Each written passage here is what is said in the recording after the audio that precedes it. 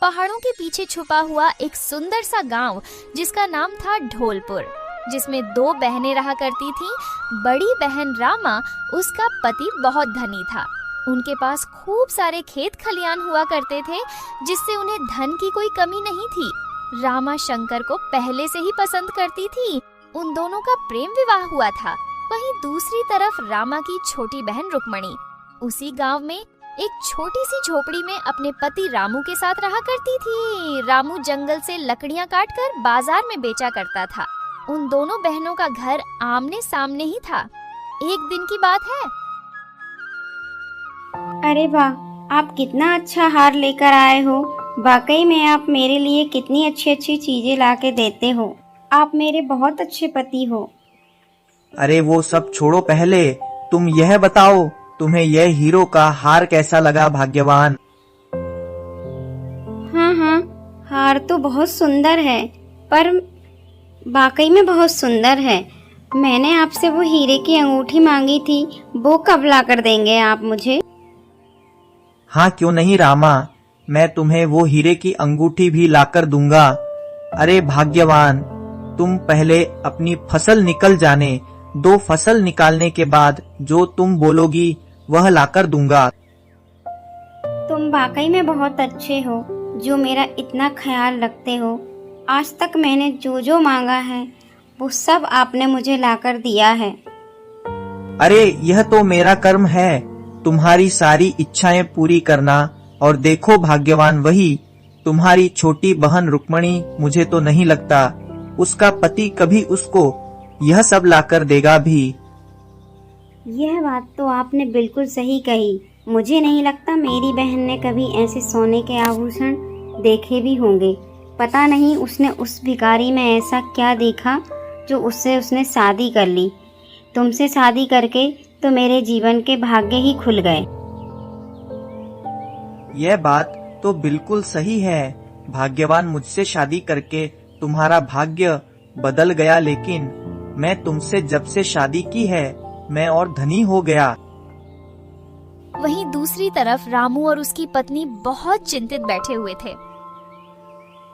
भाग्यवान, तुमने मुझे शादी के लिए पसंद ही क्यों किया? मैं आज तक यह बात समझ ही नहीं पाया। शादी के बाद मैंने कभी तुम्हारी एक भी इच्छा पूरी नहीं की। मैं तो इतना गरीब हूँ कि 2 वक्त का खाना भी नसीब नहीं होता। तुम हर रोज सुबह उठ कर के फालतू की बातें मत करा करो। मैं तुमसे पहले ही 100 बार कह चुकी हूँ कि मुझे ये पैसा, दौलत या कुछ भी नहीं चाहिए। मैं तो केवल इतना चाहती हूँ कि मुझे साफ दिल का और जो मुझे बहुत प्यार करे वैसा ही पति चाहिए। और ठीक मुझे वैसे ही पति मिल गए। लेकिन भाग्यवान, मुझे बिल्कुल भी अच्छा नहीं लगता कि तुम यह खोटे गहने पहनती हो। और भाग्यवान, वहीं दूसरी तरफ तुम्हारी बड़ी बहन का पति उसे हर महीने नए नए सोने की आभूषण भेंट करता है। अरे मेरी बहन का पति उसे सोने के आभूषण भेंट करे या ना करे, उससे हमें क्या लेना? हम इतने में ही खुश हैं। भाग्यवान, जब तुम्हारी बहन तुम्हें अपनी दौलत का घमंड दिखाती है तब मुझे बिल्कुल भी अच्छा नहीं लगता। अरे उसे अपनी दौलत का रूप दिखाकर खुशी मिलती है तो दिखाने दो, मुझे उससे कोई फर्क नहीं पड़ता। तुम कितनी अच्छी हो, तुम्हारा मन कितना साफ है। अरे वो सब छोड़िए आप। घर में खाना बनाने के लिए एक भी सूखी लकड़ी नहीं है। तुम मुझे सूखी लकड़ियां लाकर दो। ठीक है भाग्यवान, मैं लेकर आता हूँ। इतना कहकर रामू जंगल की ओर निकल पड़ा और वह जंगल में पहुंचकर जैसे ही लकड़ियां काटने जा रहा होता है, तभी उसके कानों में एक जानवर की आवाज आती है। अरे अरे, यह तो किसी जानवर के रोने की आवाज है। इतने घने जंगल में किस जानवर की आवाज आ रही है? आसपास तो कोई दिखाई नहीं दे रहा। मुझे तो लगता है कोई जानवर बड़े ही कष्ट में है। मुझे उसी की आवाज लग रही है। इतना कहते ही रामू अपनी नजर आसपास दौड़ाने लगा। इतने में ही उसकी नजर एक पेड़ के पीछे एक खरगोश के ऊपर पड़ी, जो कि झाड़ी के नीचे दबा हुआ था। अरे बाप रे बाप, यह आवाज तो इस खरगोश की आ रही है। मुझे तो लगता है यह खरगोश किसी परेशानी में है, मुझे जाकर देखना चाहिए। इतना कहते ही रामू उस खरगोश की ओर बढ़ता है और वहां जाकर देखा है तो उसे खरगोश के ऊपर एक झाड़ी गिरी हुई थी, जिसे वह उसके ऊपर से हटा देता है। अब तुम ठीक तो हो ना प्यारे खरगोश, मैंने तुम्हारे ऊपर से झाड़ी को हटा दी। अरे तुम्हारा बहुत बहुत शुक्रिया। खरगोश की बात सुनकर रामू चौंक गया और सोचने लगा कि यह मनुष्य की भाषा में कैसे बोल सकता है। अरे तुम मनुष्य की तरह कैसे बात कर सकते हो? तुम तो एक खरगोश हो, तो फिर तुम हमारी तरह कैसे बोल सकते हो? किंतु तुम तो हमारी तरह बात कर रहे हो, कहीं तुम में कोई जादुई शक्ति तो नहीं?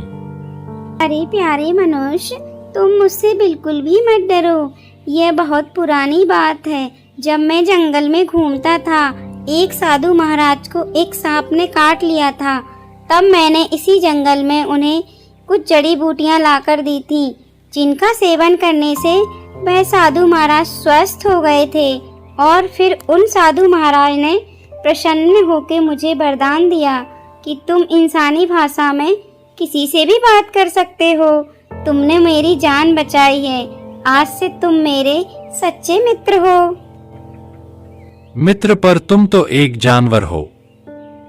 अरे मित्र, कभी भी तुम्हें कोई परेशानी आए तो तुम यहाँ आकर मुझे आवाज लगाना। मैं तुरंत तुम्हारी मदद करने के लिए यहाँ आ जाऊंगा। फिर इतना कहकर वह खरगोश वहाँ से चला जाता है और फिर रामू कुछ लकड़ियाँ लेकर अपने घर की ओर निकल जाता है। रामू के घर पर शंकर की पत्नी रामा आती है। रुक्मणी, ओ रुक्मणी, कहाँ मर गई? अरे दीदी, आज आपका मेरे घर आना कैसे हुआ? आप खड़ी क्यों हैं? बैठिए ना। अरे नहीं नहीं, बैठने का तो बिल्कुल भी समय नहीं है मेरे पास। तो फिर दीदी, मैं आपके लिए पानी लेकर आती हूँ। अरे बहन, पानी पीने का भी मुझे बिल्कुल समय नहीं है। तू तो अच्छी तरह से जानती होगी कि हमारा कितना बड़ा घर है, कि उस इतने बड़े घर में काम काज में सारा दिन निकल जाता है। अरे रुक्मणी, यह तुम्हारे घर में आने के बाद मुझे इतनी अचानक से घुटन क्यों हो रही है? यहाँ कितनी गर्मी है, तुम कैसे रह पाती हो इस झोपड़ी में? बस दीदी, हमें इस झोपड़ी में रहने की आदत हो गई है और हमें तो कोई तकलीफ नहीं होती। और आप बताइए, यहाँ कैसे आना हुआ? अरे बहन, मैं तो बस तुमसे इतना कहने आई थी, तुम्हें तुम्हारे काम काज से फुर्सत मिले तो मेरे घर आना। मेरे पति ने मुझे नई साड़ी और गहने दिलाए हैं, वो सब दिखाना है तुझे। ठीक है दीदी, मुझे मेरे काम से जैसे ही फुर्सत मिलेगी मैं आपके घर जरूर आऊंगी।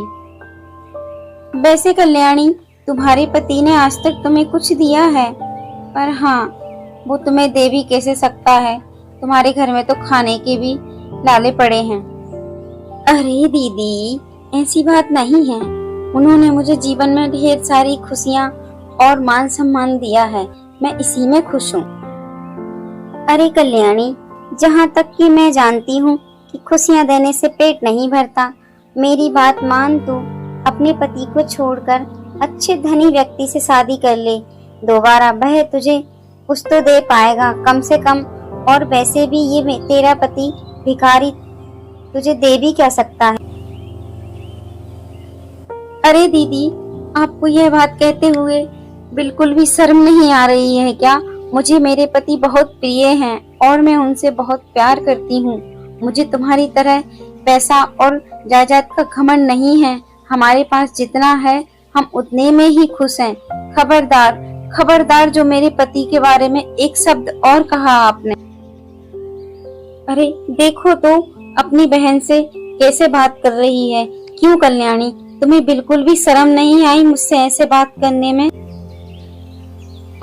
तो दीदी, आपको शर्म नहीं आई यह बात बोलने पर? माफ कीजिए दीदी, पर आज के बाद मुझसे मेरे पति के बारे में एक शब्द मत बोलिएगा। आप जा सकती हैं। कल्याणी के इतना कहते ही रामा वहाँ से चली जाती है और रामू बाहर खड़ा हुआ उन दोनों की सारी बातें सुन लेता है।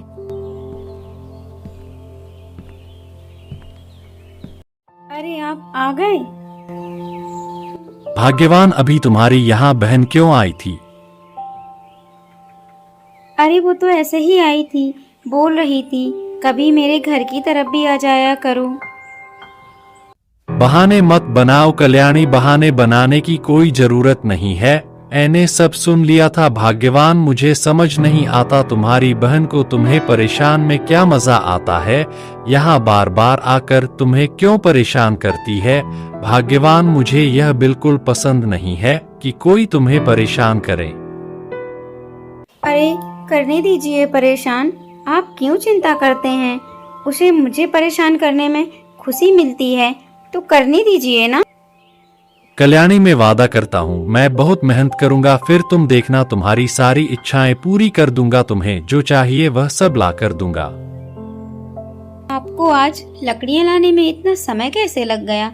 रोज तो आप समय पर घर आते थे। हाँ, मैं वह जरा वृक्ष के नीचे आराम करने लगा तो मुझे समय का पता ही नहीं चला।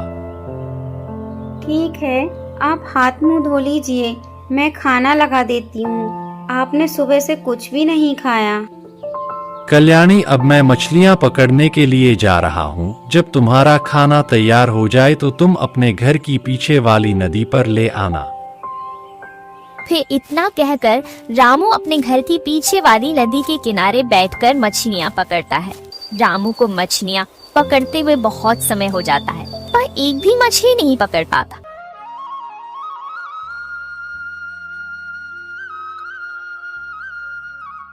अरे वो देख कमला, मेरी गरीब बहन जा रही है, बेचारी।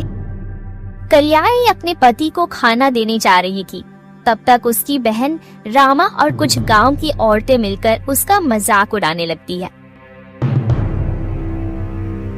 अरे मैं कब से बैठकर मछलियाँ पकड़ रहा हूँ मगर आज एक भी मछली जाल में नहीं फंसी। कल्याणी से तो खूब बड़ी बड़ी बातें कर ली, अगर ऐसा ही चलता रहा तो मैं भाग्यवान के सपने कैसे पूरे करूँगा? हे ऊपर वाले, कुछ तो मदद कीजिए।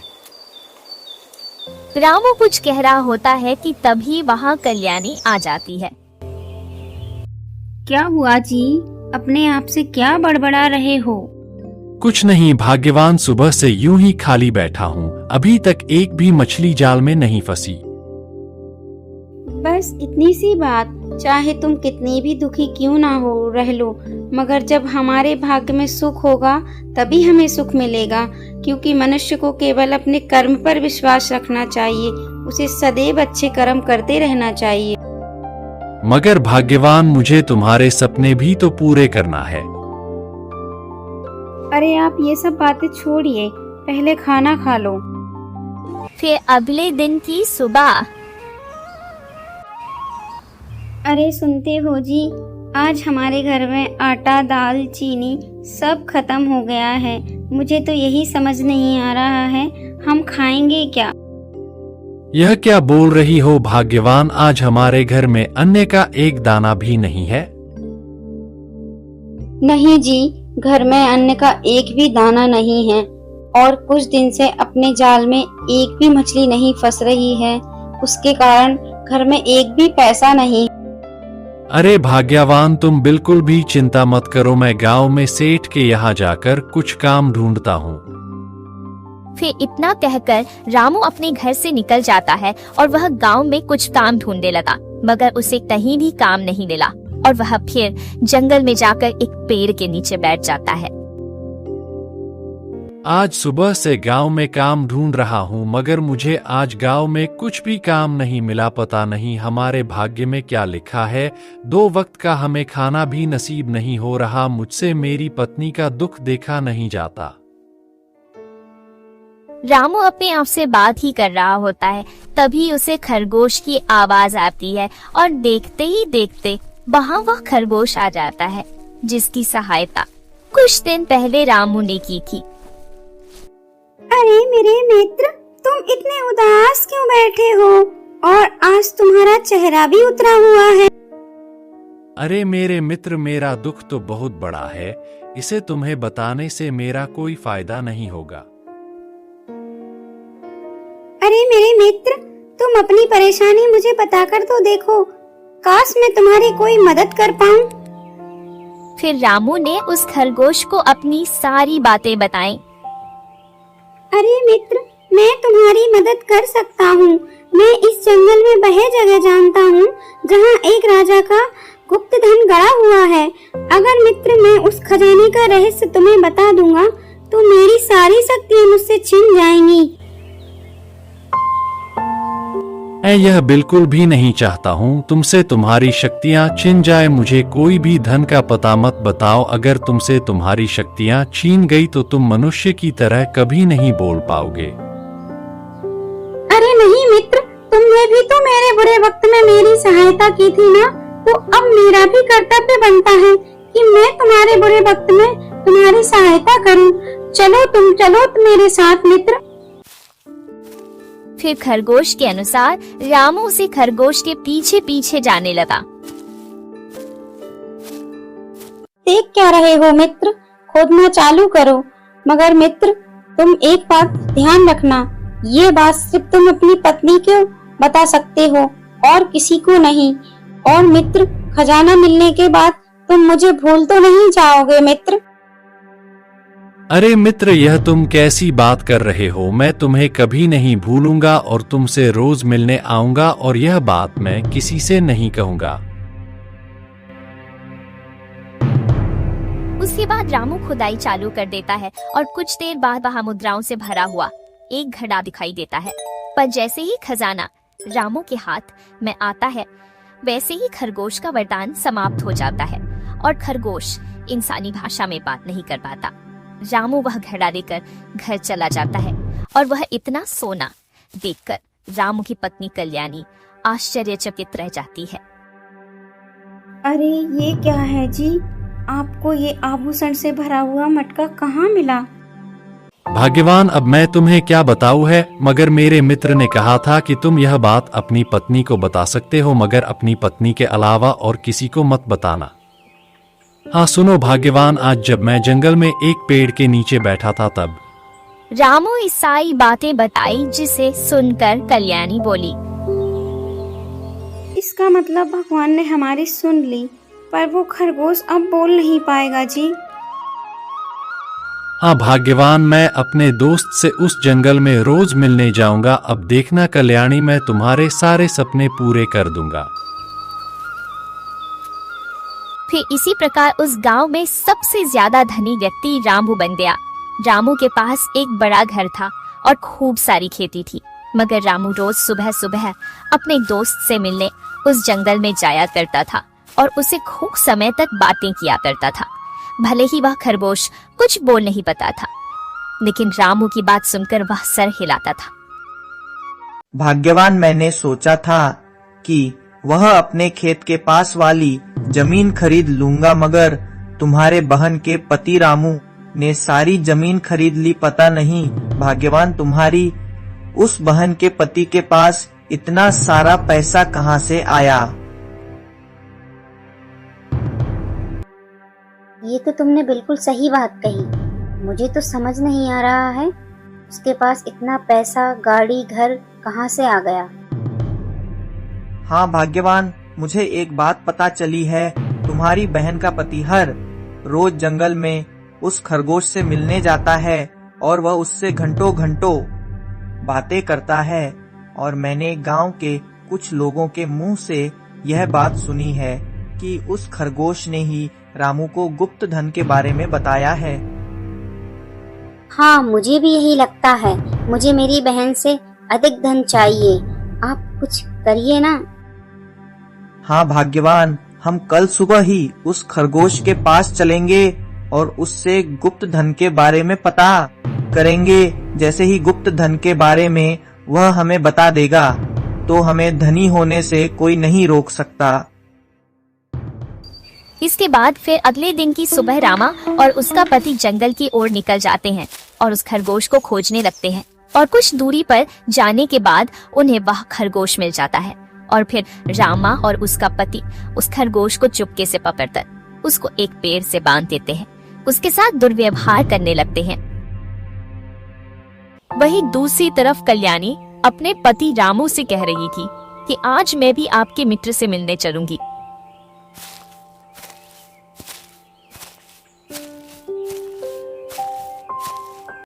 तू ऐसे नहीं मानेगा, तुझे मैं अपनी भाषा में ही समझाता हूँ, रुक कभी।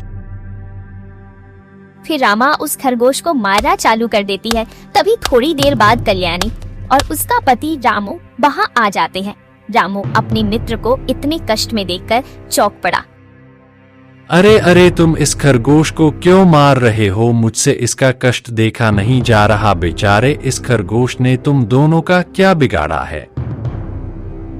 अरे देखो तो इन दोनों दयालु को, खुद चालाकी से पूरा सोना हड़प लिया और अब हम दोनों की बारी आई तो कह रहे खरगोश को छोड़ दो। अरे दीदी दया करो, दया। आपके अंदर दया नाम की कोई चीज है या नहीं? बेचारे इस खरगोश को जाने दो। नहीं, बिल्कुल नहीं। जब तक हमें ये खजाने का पता नहीं देगा मैं इस खरगोश को नहीं जाने दूंगी। दीदी आपको संपत्ति ही चाहिए ना, तो आप हमारी सारी संपत्ति रख लो, मगर इस खरगोश को छोड़ दो। ये सब चल ही रहा था जब तक वहाँ वह पंडित जी आ जाते हैं। अरे दुष्ट औरत, तुम्हें इस बेजुबान पर पीड़ा पहुंचाते हुए तुम्हें बिल्कुल भी शर्म नहीं आ रही है? आखिर इस बेजुबान ने तुम्हारा क्या बिगड़ा है? जाओ, मैं तुम्हें शराप देता हूँ, तुम दोनों की आर्थिक स्थिति खराब हो जाए, भूखे तड़पो तुम दोनों। हमें माफ कर दीजिए साधु महाराज, हमसे बहुत बड़ी भूल हो गई। हम धन के लालच में अंधे हो गए थे और हमने इस खरगोश को पीड़ा पहुंचाई। हमें माफ कर दीजिए साधु महाराज। अरे क्षमा कर दीजिए, यह कहते हुए शर्म नहीं आ रही है? मनुष्य का कर्म होता है कि किसी के बुरे वक्त में उसकी सहायता करना, मगर सहायता करना तो दूर, तुम्हें तो दया तक नहीं आई। परंतु खरगोश में तुम्हारी मित्रता देखकर बहुत प्रसन्न हुआ। मैं तुम्हें फिर से वरदान देता हूँ कि तुम मनुष्य की तरह फिर से बोल सकोगे। हमें क्षमा कर दीजिए साधु महाराज, हमें समझ आ गया, मनुष्य को अच्छे कर्म करते रहना चाहिए। क्षमा कर दीजिए साधु महाराज, क्षमा कर दीजिए। बेटी, क्रोध में आकर तुम्हें श्राप तो दे दिया, लेकिन अब मैं अपना दिया हुआ शराब वापस नहीं ले सकता। मगर जैसे तुम दोनों अच्छे कर्म करोगे, वैसे ही तुम्हारी आर्थिक स्थिति में सुधार आता जाएगा और तुम्हारा खोया हुआ धन वापस आ जाएगा। इतना कहकर वह साधु महाराज वहाँ से चले जाते हैं और रामा अपनी बहन कल्याणी से क्षमा मांगती है और कल्याणी अपनी बहन को माफ कर देती है। और इसी प्रकार गांव में रामू और खरगोश की मित्रता प्रसिद्ध हो गई।